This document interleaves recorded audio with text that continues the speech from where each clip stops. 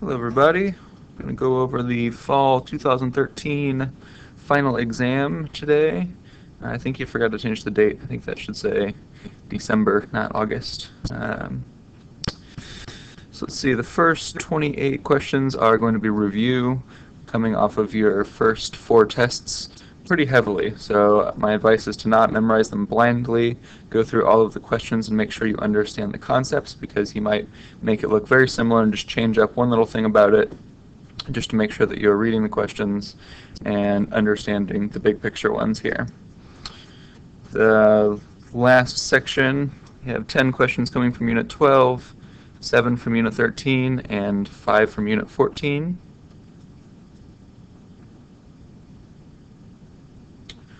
Let's start going through these here. I have some of the slide references for the first 28 questions, the review ones, if I feel like they're very important and he's likely to ask that question. I put the slide reference to it. For the last questions from units 12 through 14, I have all the slide references for you. So which activated carrier is involved in chemical reactions involving the transfer of electrons between molecules? So for transfer of electrons, it's always going to be NADH. Could also be FADH2 or FMNH2, the niacin or riboflavin derived vitamin carriers. The other ones, PLP is for amino acids.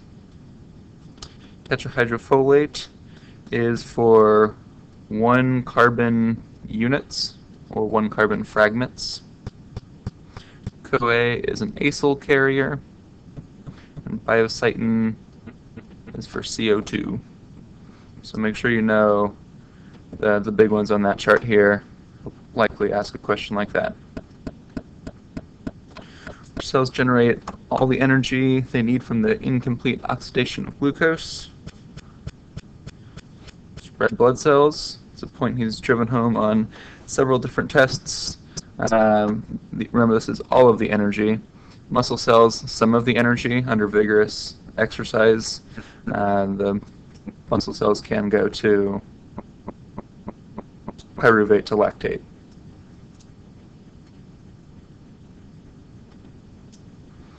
Which of these molecules is not known as a second messenger? So these 2 slides list the ones that are. PKC, as well as PKA, PKB, PP1, these are not second messengers. So any of those could be the right answer.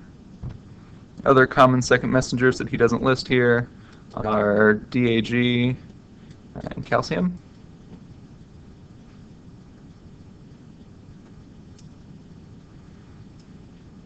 He's definitely going to have a question like this. It's a very big picture sort of thing. Not a typical response to normal fasting. So that's the cyclic GMP levels. That shouldn't change whether you're fasting. Cyclic GMP is mentioned when we're talking about muscle relaxation, nitric oxide, or the Viagra slides in Unit 2. That's where we're seeing cyclic GMP.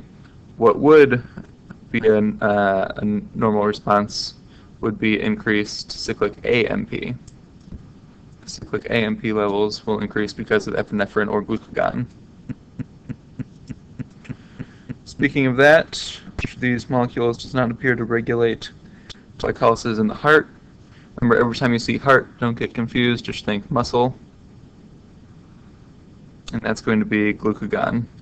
The main point he's driving home here is glucagon only acts in the liver. Epinephrine will act on the liver and the muscle.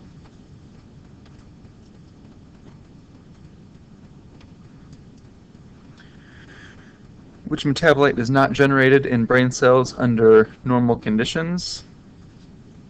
Lactate is your muscles and red blood cells only. While we're talking about the brain, remember that fatty acids, usually palmitate is the example used, are not used in the brain for energy. That's another big big picture question he might ask you. This protein appears to be found in all human cells. What he's usually asking for in the all human cells is any metabolite or enzyme involved in glycolysis. So anything with glycolysis would be the answer here. Pyruvate decarboxylase is not found in humans. Sucrase is in the small intestine. PDH complex you need a mitochondria for. And this slide is important to know. This is your GLUT families. So quick review, 1, 3 are in all cells. 2 is in your liver, pancreas. And 4 is muscle and fat. GLUT5 is a fructose transporter. I'm pretty sure only in the liver. He doesn't ask about 5 that much, but he will definitely want you to know those GLUT families.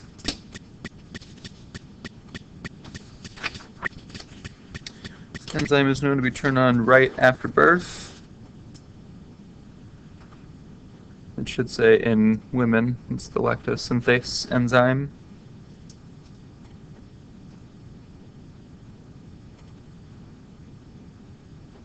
This vitamin is not used to convert pyruvate to acetyl-CoA. So remember, for the PDH complex, or the alpha-ketoglutarate in the Krebs cycle, you need vitamins B1, 2, 3, and 5. So I see 1, 2, 3, and 5, so biotin is the answer.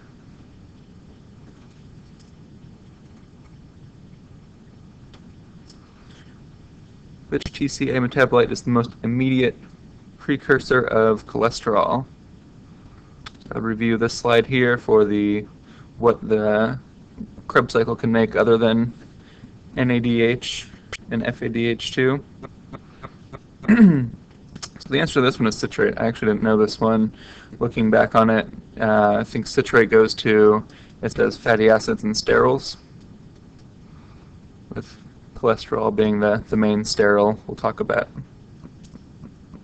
So make sure you know what comes off these other places in the Krebs cycle.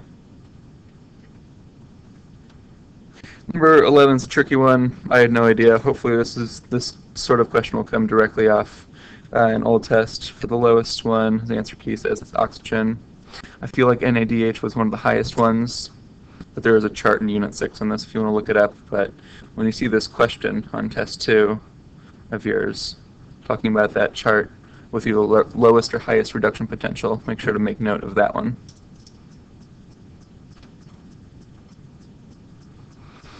Which molecule is not substrate for oxidative phosphorylation? It's going to be water. Water and carbon dioxide are the products. Everything else there is a substrate.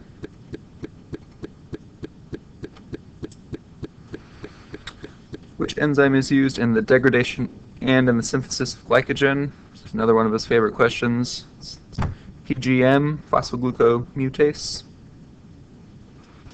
So synthase is synthesis only. Branching is synthesis. Phosphorylase does the opposite of synthase, so this is your degradation.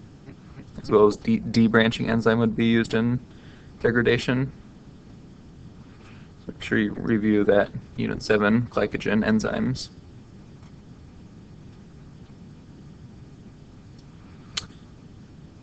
This is not correct for a fed liver.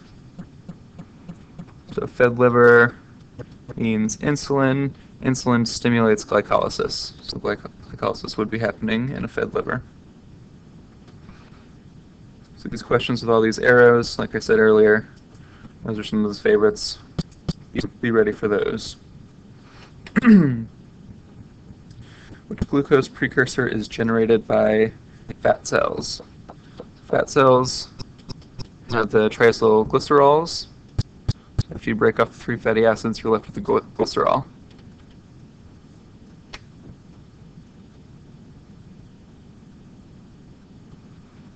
This molecule is always needed for gluconeogenesis.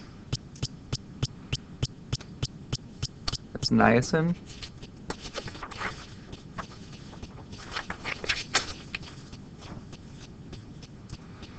So this is the big summary slide of gluconeogenesis. I'd recommend being very familiar with that one. So getting into Unit 9, the PPP, which pathway does not require NADPH. So in the previous unit in gluconeogenesis, NADPH was not mentioned at all. This is from a chart in Unit 9. Which molecule stimulates the PPP? That is NADP+. Remember, the whole purpose of the PP is, or the main purpose is to make NADPH. So you're going to make that more when you have its counterpart here. Alright, I think we're getting into test 4 material with the lipids. Which protein does not participate in the digestion of dietary lipids? On the chart on slide 9, all of these guys do. Adipocyte triglyceride lipase. That's on slide 22. That's one of the mobilization enzymes. So I would know all of these and which ones are different.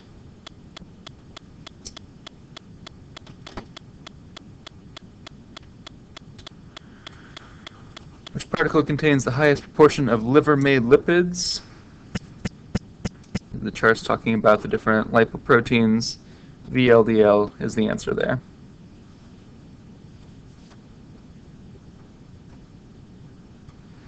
Which metabolite is low in the blood during starvation? So during starvation, glucose starts to go down. This is around the ketone bodies part. Both ketone bodies here go way up in the blood. Fatty acids, I believe, go up a little bit, not like ketone bodies do. And we don't really talk about the amino acids in the blood during starvation.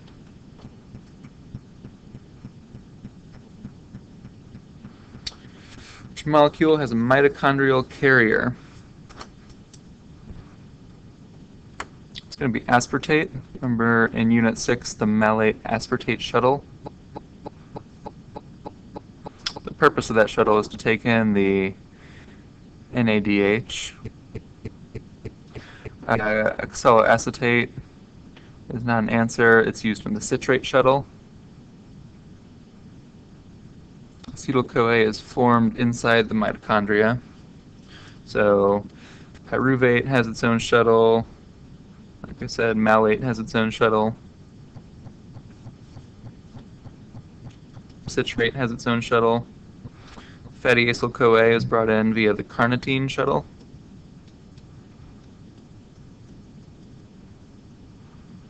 So make sure you know these guys here.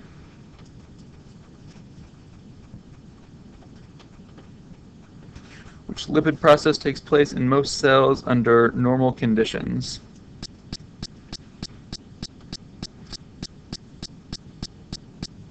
Be fatty acid activation.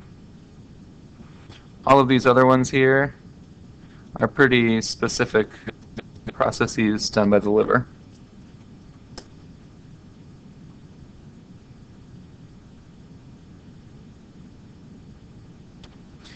How many NADPH molecules are needed to synthesize palmitate?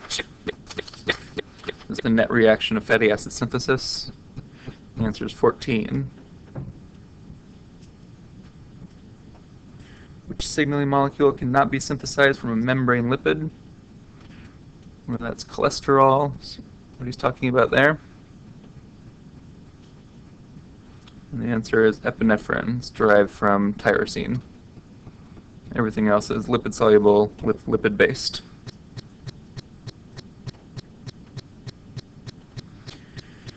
Which molecule is not needed for the synthesis of leukotriene A1? Any of the leukotrienes, really. So the pathway here is on around 1090 and 1095. It's in between there. We'll ask at least 1 or 2 questions from this one. So I would make sure to know the pathway. If you have a phospholipid broken down into our ketone by PLA2. So far we know glycerophospholipid. Glycero is just an extra, it's the phospholipid here.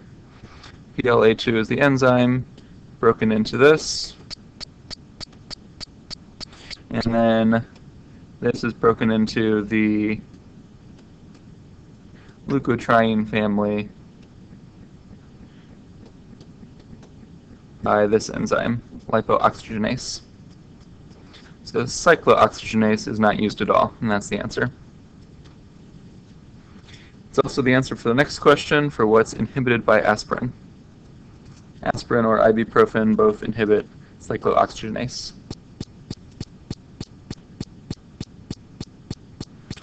Last of the review questions, which molecule is the most immediate precursor for the synthesis of cholesterol, palmitate, and a ketone body? Can't really pinpoint any slides here. It's a kind of a big picture question, but all of these are pretty specialized. Acetyl-CoA is the most general one that feeds into all three of these pathways. So let's see, we'll get into Unit 12. Which molecule makes a direct contribution to the structure of urea? So you just have to memorize everything about that urea cycle. That slide's going to keep coming up. So the answer for that one is aspartate. Could also be arginine. It's the other amino acid in the urea cycle. Which liver enzyme is cytosolic? Arginase towards the end of the urea cycle. All of these other ones are mitochondria. Which N-terminal amino acid does not shorten the half-life of proteins to about 3 to 30 minutes? So there's a little chart at the bottom of slide 9 that lists these four. So make sure you know that family if he asks this question again, and he'll just substitute another amino acid.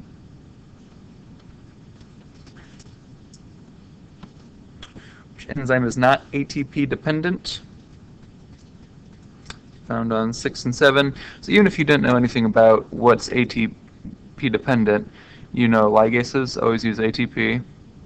And if you had to guess between something activating, requiring energy, or something conjugating, I will go with conjugating.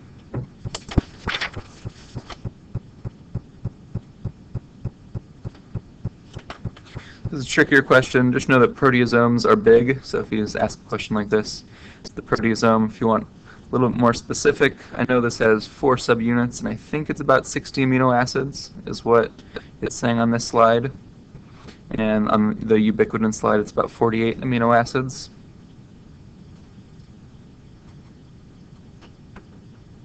But that's the best I can do on that question. This reaction is niacin dependent. This one's kind of tricky because on slide 26 he writes it in reverse, going from alpha-ketoglutarate and NADPH to this way. So it's a reversible reaction. It's done by a dehydrogenase, which means it's niacin dependent. If you're looking at the other ones, this is an aminotransferase, which are B6 dependent. This one is glutamine synthetase, so it's ATP dependent. And this is glutaminase.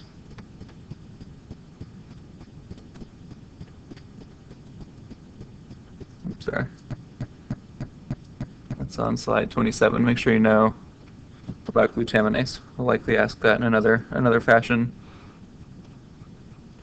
So really, all of these reactions in Unit 12, make sure to know them and make sure you can differentiate the enzymes, what vitamins are needed, and what they do, and know that they are all reversible, so you might see them flipped.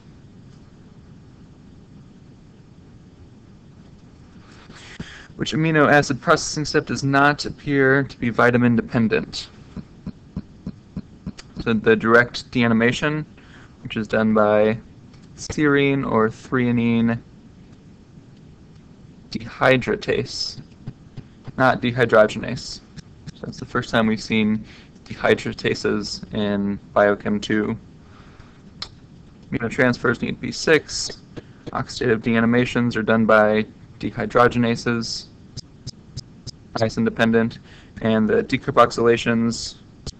Let's see, carboxylations are biotin. I think decarboxylations need either B1 or B6. Either way, they need one of the B vitamins. Pretty sure it's B1 in most cases, and sometimes B6. We don't talk much about these, but they definitely need vitamins. That's all you need to know. Which metabolite is the most immediate precursor of urea? That's arginine. Aspartate is a precursor, but it's earlier in the urea cycle. Arginine's in the last step. Which amino acid can be directly deanimated? That was by this dehydratase up here. It's going to be threonine or serine. This metabolite does not appear in regulating the urea cycle. It's alanine. This is the key regulation slide, so make sure you know this really well. Guaranteed at least one question coming from there. And the last slides when they talk about the deficiencies and how they're treated. This one talks about the arginosuccinase, which is treated with an excess of arginine.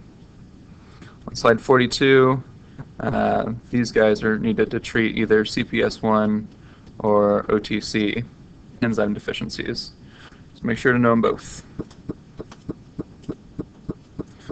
Alright, towards the end here, which amino acid is not synthesized from pyruvate? This is just memorizing your family.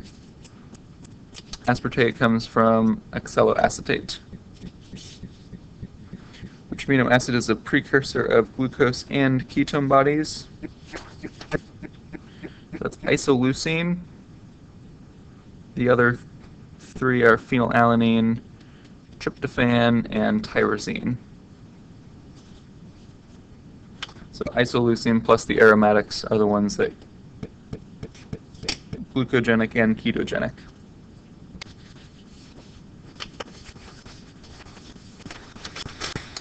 Which amino acid cannot transfer its amino group? I think this is a way of saying which ones are ketogenic. So that'd be leucine or lysine. At a problem 43, it says, which of these molecules is the precursor of phenylalanine? Its answer key says fumarate. And if you look on slide 5, you'll see the glucogenic families, and in the fumarate family have phenylalanine. I think that's saying phenylalanine is the precursor of fumarate, not the other way around. If you're looking for the actual precursor of phenylalanine, I think you need to look on this slide here, 23, which is showing the synthesis of it, and it's showing phenylalanine comes from PEP, or erythrose 4-phosphate. So that might have been switched around or thrown out or something, but just make sure you know both the glucogenic families and the synthesis here of the amino acids. I wouldn't get too caught up in it. Just memorize those families. Which amino acid cannot be made by the liver? So that's saying which is an essential amino acid. It's leucine. That has the essential versus non-essential ones. Which signaling molecule is not derived from amino acids? You can either know that this is derived from lipids, vitamin A, vitamin D, E, K, are all your lipid-soluble vitamins. If you're looking at each of these individual, I think these are all listed somewhere in Unit 13. Epinephrine comes from tyrosine, histamine from histidine, serotonin from tryptophan, and thyroxine from tyrosine as well.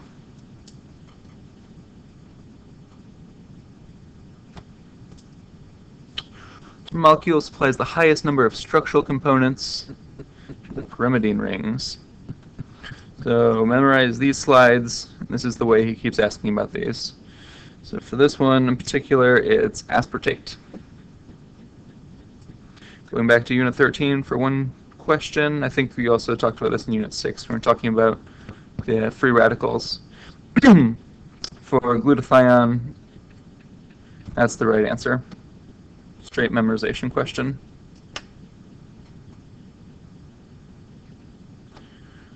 Which metabolite does not provide fragments or corners to the rings of purines? That's glutamate. Glutamine does. Which of these molecules is degraded to urea? I'm just going to ask a couple questions like this. This one is cytosine. Adenine and guanine both go to uric acid or urate. Degradation of this molecule can potentially generate gout in susceptible individuals. So gout is too much urate. And we just said urate comes from adenine or guanine, so the answer here is guanine. Could also be adenine. Alright, hopefully this is the last time you'll need to hear my voice talking about biochemistry things for you. Good luck on your final. Spent a lot of time memorizing those families in Unit 13. And have a good day.